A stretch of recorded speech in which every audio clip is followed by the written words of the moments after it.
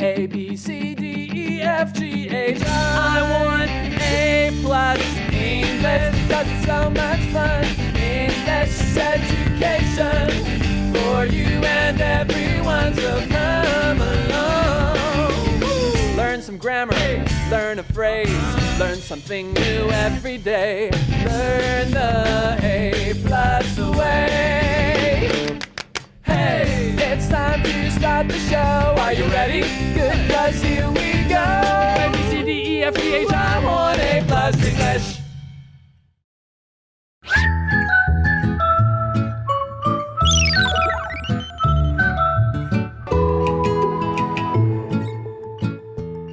Hi everybody, welcome back to A+ English. I'm Pat. I'm Elsie. And we're on part 2 of our story Sweep, the story of a girl and her monster. Now yesterday we left our main character Nan Sparrow stuck in a chimney that someone had set on fire. So our warm-up question relates to that. It is, what should you do during a fire? I'm in the fire, right?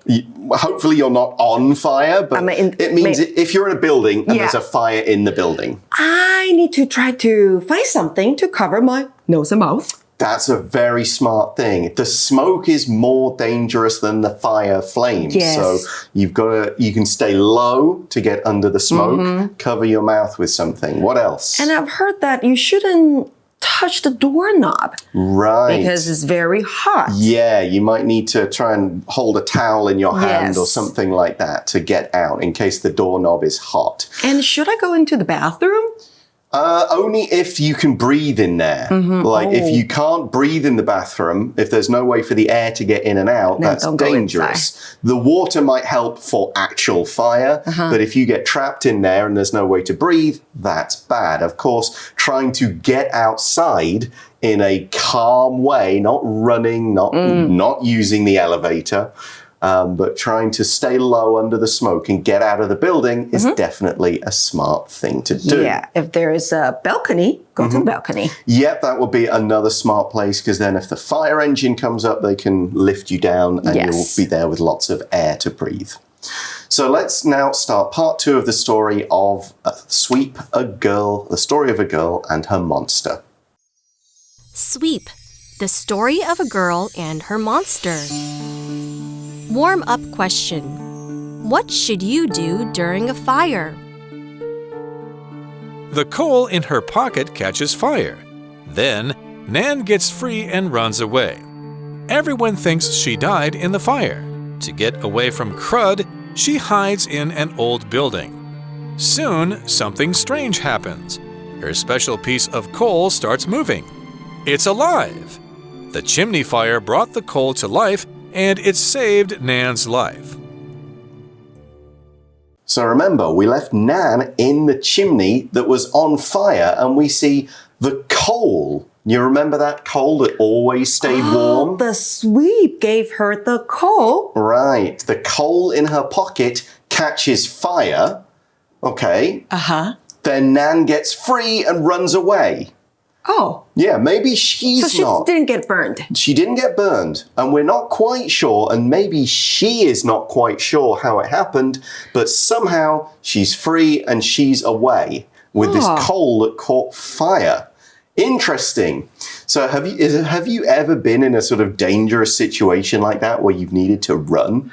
To run away from danger? Maybe not, but you remember. Did you know that there was a huge earthquake? Yeah, of course. Maybe 20 years ago? Yeah, the 9/21. Yeah, 9/21. So I was in the building in our apartment with my parents. Okay. And we had to escape. Wow. Because we were scared that it might fall down. So you kind of ran out of the building? Yes. Okay. And I was wearing a helmet from my roller skates. Okay, that's very sensible. Very smart. So what happens in the story next? We see everyone thinks she died in the fire. Okay. Of course, that makes sense. Everyone thinks we haven't seen Nan. We didn't find her body. Maybe it burned. What's happened?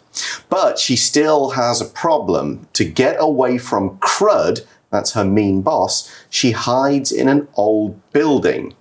So she's kind of escaped. She's not hurt by the fire, but I don't think everything is good for Nan still. No, what other problems does she have? Right, she has other problems. She needs to avoid crud. Yeah, she doesn't want her old boss to catch her because she needs to hide somewhere. He's mean. But she then has no home, no work, no food. No shelter. Yeah, it's just old building. So things aren't good for Nan, even though she escaped from the fire. Maybe that piece of coal could do something about it. Yeah, let's get on to that. We see in the article, soon, something strange happens.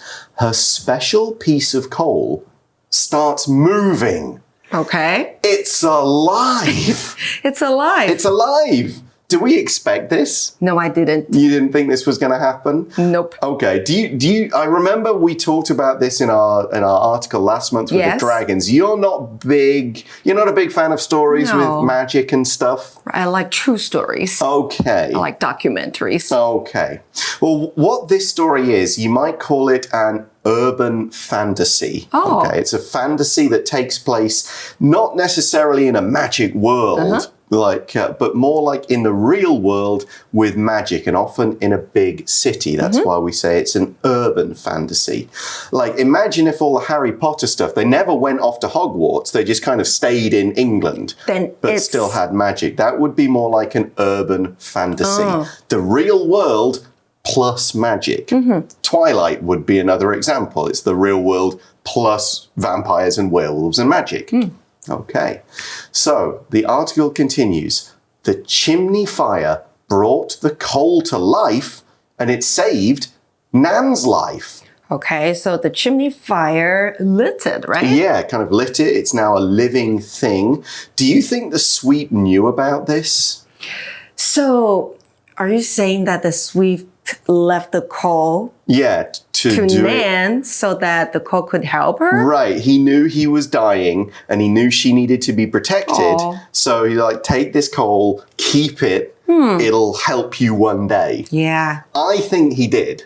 I think so too. I think he definitely did this. Why has it come alive? We're not quite sure yet. We're going to find out in just a moment. But first, let's take a short break. Soon, the coal grows big and learns to talk. Nan names the coal monster Charlie. She learns about this kind of monster from a book. It's a golem, a monster from Jewish legends. A golem's job is to keep someone safe. After it does its job, it will die. So the article continues. Soon the coal grows big and learns to talk. Oh, wow. Yeah, that's pretty cool. Nan names the coal monster Charlie. Okay, the coal monster. That's what they're calling it. I'm not sure if it's really a monster. We imagine monsters as being sort of big, nasty, scary things. So maybe she's just using it using the word monster because, well, it's not exactly human. It's not a normal person. So maybe monster's the best word for it until she learns more about what it really is. So now we have Monster Charlie. Yes, so this is where we get the title, The Story of a Girl and Her Monster. So it's almost like having a sort of imaginary friend. Did you have an imaginary friend growing up? I don't remember I had. Okay. But I did talk to my dolls and my toys. Yeah, I had a lot of toy figures, different ones. I don't think I talked to them out loud, but I definitely made up their stories in my head. So we carry on and we find out as Nan gets an idea of what this thing is. She learns about this kind of monster from a book. It's a golem, and I've also heard this word pronounced golem. I've heard two pronunciations. I'm not exactly sure which is right. I'm going to say golem. It's a golem, a monster from Jewish legends. Okay. Okay. The Jewish people are a group of religious people. They have a lot of stories. One of these stories is about a man who created this creature called a golem. And it wasn't alive. It was made of clay. The only way they could make it do something was to write words on a piece of paper and put those words in its head or sometimes in its mouth. And then it would do what the commands were until you changed it or until it had finished its task. Oh, so that's how it worked. So was the coal Just like the golem? Yeah, the idea with a golem in a lot of stories is you can make them out of anything. Clay is the most common, but you could make them out of any material. So this is like a coal golem, okay? And we see in the article, a golem's job is to keep someone safe. After it does its job, it will die. Oh. Yeah, that's kind of sad. It's kind of a sad job. Yeah, it's like you're built for the one purpose of giving your life to save somebody else. And when you're done, you're done too. You're done. I mean, on the one hand, it would be nice to have it protect you for your whole life. Yes. But, that's not very nice for the monster. It just has to keep taking this job forever. But we do know it's going to probably save Nan's life sometime. What do you think is going to happen next? I think the call is sure to save her or help her. I think it will at some point. Yeah, when she's in danger. And somehow maybe she'll try to keep the call alive. Yeah. I mean, I think they'll probably do a lot of stuff as friends. It's like her first real friend, somebody she can talk to. So we'll have to find out what happens next in tomorrow's part of the story. We've reached the end of day 2. I'm now going to let Elsie do a bit of teaching, and then I will come back for our review time activity. 我们今天看到的第一个单字呢是 free。好，在课文里面呢，把它当作形容词使用，代表的是自由的、行动不受限制的。那另外呢 ，free 也可以当作闲暇的，可以自由运用的，像是 your free time， 那就是你的闲暇时间，可以自由运用的时间。那另外呢 ，free 也可以当作免费的，比如说 buy one get one free， 那就是买一送一。好，一个你付钱买，一个可以免费拿到。那单字例句给的是呢 The school was on fire, but the students and teachers got free. No one got hurt. 学校失火了，但是学生和老师都顺利脱困，没有人受伤。那第二个我们要看到的也是形容词哦，它是 alive， 代表有生命的、活着的。那它只放在一般动词或是 be 动词的后方。好，它的位置你要特别小心。那例句给一个例句 She survived the train accidents and was happy to be alive. 好，她在这个火车事故当中生存了下来，那她很开心，她能够是活着的状态。那另外呢，有一个片语是 alive and well， 代表的是人健康的活着，健在。那如果呢是没有活着的 not alive， 那就可以用 dead 来形容。那单字例句给的是呢 The man got into a terrible car accident, but he's still alive. 那名男子经历了一场严重的车祸，但他仍然活着。那再来第三个单字呢，我们要看到的是 save 这个动作，是拯救，是救助，后面直接加人就可以了。Save somebody， 那就是拯救某人，像是呢 He can't swim, we need to save him. 我们必须要拯救他。那将某人从某处救出，我们可以用 save somebody from 后面加上那个地方，像是呢 The firefighters saved him,His son and his wife from the fire. 消防人员将他还有他的儿子还有他的老婆从火场救出。那单字例句给的是Spider-Man often saves New York City from bad people. 蜘蛛人时常从坏人的手中解救纽约市。那再来第四个单字是 monster 这个名词，代表怪物、怪兽。Have you seen a real monster？ 你有真正看过一个怪物吗？应该没有吧。那如果是在电视上看到的话，你可能会看到像是 sea monsters 海怪， forest monsters 森林里面的怪物。好，这些你应该都有在电视上听过或是看过。那如果你骂一个人他是个 monster， 那代表他是残忍、丧失人性的人。那单字例句给的是呢 When I was young, I was worried about a monster under my bed. 我小的时候很担心我的床底下会有怪兽出现。好啦，那现在我们就去 review time 吧。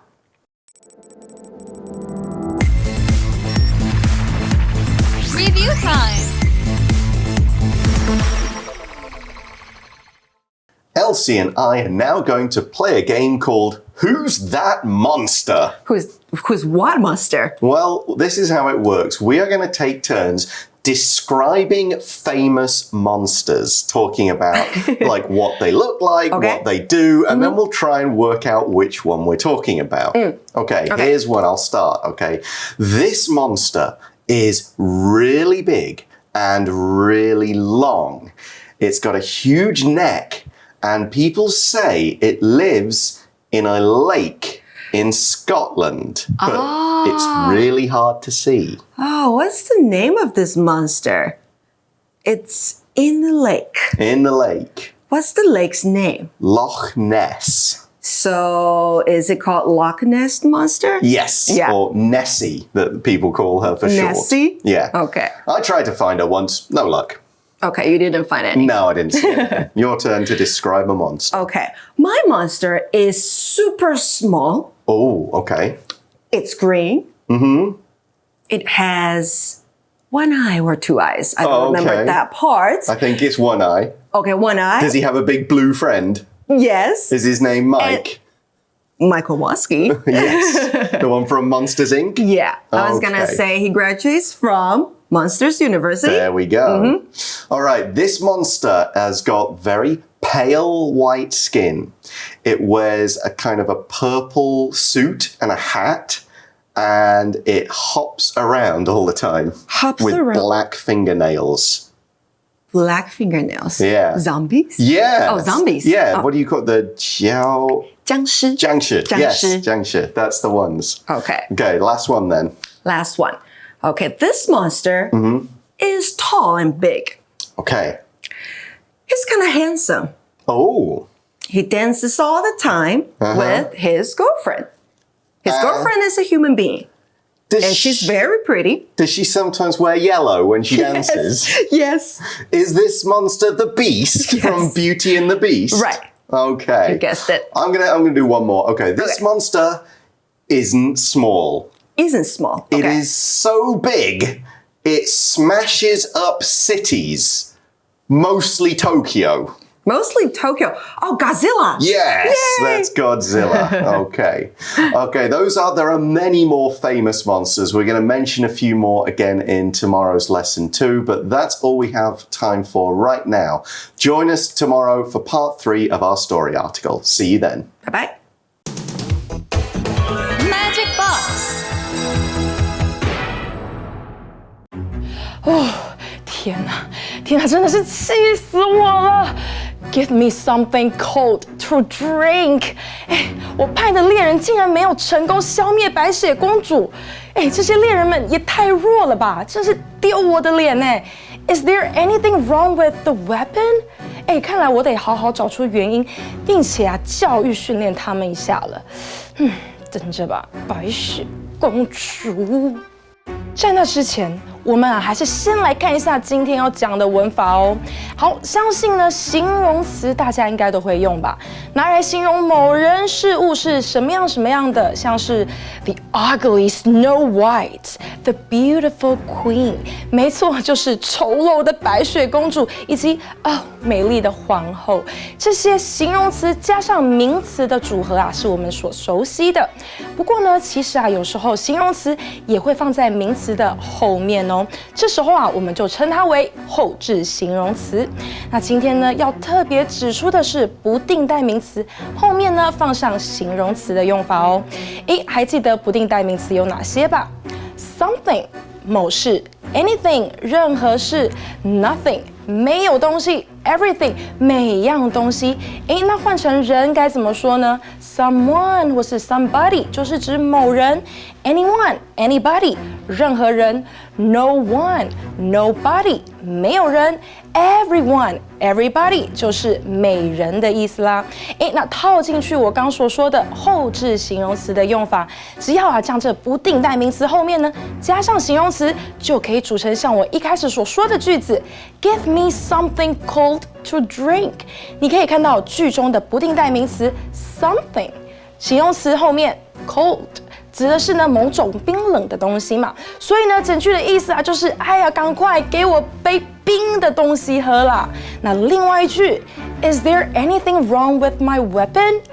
不定代名词 anything 加上 wrong 出问题的意思。是那些武器有任何问题吗？可是我想是猎人太无能吧，少怪罪我给他的武器 ，OK？ 难道？你们真的要我亲自上场吗？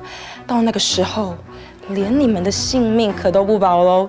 You will see nobody alive。想想看，这后置形容词的用法就知道什么意思啦。不定代名词 nobody 代表什么？没有人，对不对？后面呢，形容词 alive 就是活着的意思。所以有没有听懂啦？